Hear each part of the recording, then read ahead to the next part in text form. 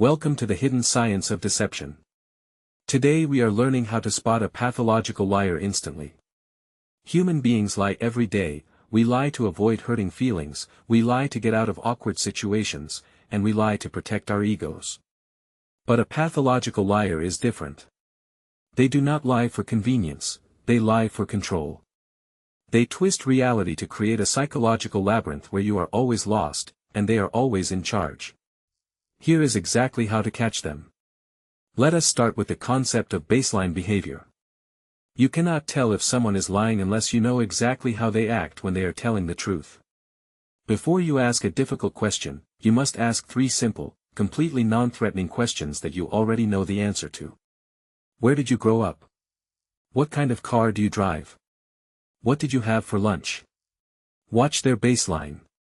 How fast do they talk? Where do their eyes go? What do they do with their hands? Once you establish their baseline of truth, you can ask the real question. If their behavior suddenly shifts away from the baseline, if they suddenly start talking faster, or they freeze, or their pitch changes, you have detected deception. Next, we must analyze the structure of a lie. When an honest person tells a story, they naturally tell it emotionally and completely out of order. They will say, "Oh my God, I couldn't believe it, the car just came out of nowhere. Oh wait, actually, before that, I stopped to get coffee." A truthful story is messy because memory is messy. A liar's story is entirely different. A pathological liar builds their story chronologically, perfectly structured from A to B to C, with almost zero emotional reflection. It sounds like a script because it is a script. If you want to break them, simply ask them to tell the story in reverse order. An honest person can easily jump backward through their messy memories. A liar will completely fall apart because they only memorize the script in one direction. We also need to look at verbal distancing. Liars subconsciously want to distance themselves from the lie they are telling because the brain feels uncomfortable with deception. They will drop pronouns like I or my. Instead of saying, "I didn't take your money," they might say, "The money was not taken."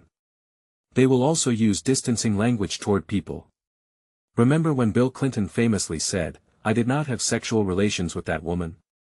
By calling her, "that woman," he subconsciously pushed the lie as far away from his personal identity as possible. Let's discuss the terrifying reality of duping delight.